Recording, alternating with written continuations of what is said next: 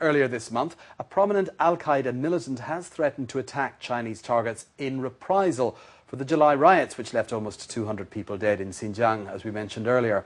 In a video posted on an Islamist website, Abu Yahya Ali-Libi called for serious preparations for a holy war. So in today's Straight from the Street, we got reaction to this threat from people here in Beijing.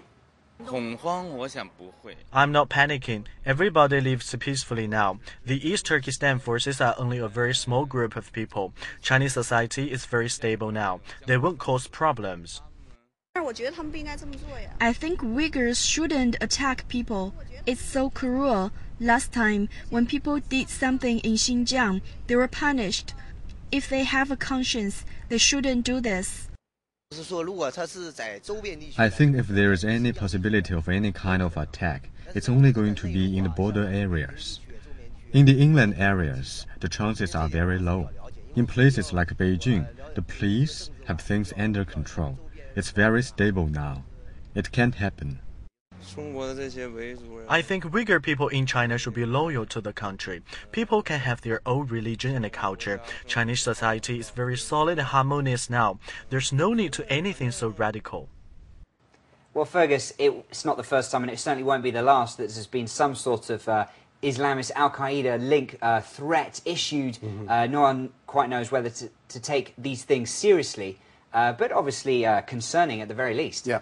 Well, sure, obviously, as China does take a step onto the world stage and becomes a much more prominent player in all areas of the geopolitical sphere, it's going to receive more of these. The United States and Western powers have received threats like this for a long time. Many of them, unfortunately, have been carried out. China is probably going to see more of these. Hopefully, they won't be carried out. What I did find quite interesting in those answers there was that the people who were questioned seemed to consider that Al-Qaeda, I don't know if they listened to the question, but that Al-Qaeda was simply operating in the west of China, or that the groups that were behind the riots recently were simply Al-Qaeda under another face. So it seems to be a very simplistic sort of black and white view. That's right. Two of the people of the four saying the Uyghurs shouldn't do any of these attacks, and of course the question was about Al-Qaeda threats. And then the gentleman who said, well, things will be okay here in Beijing because the police and the authorities have everything under control.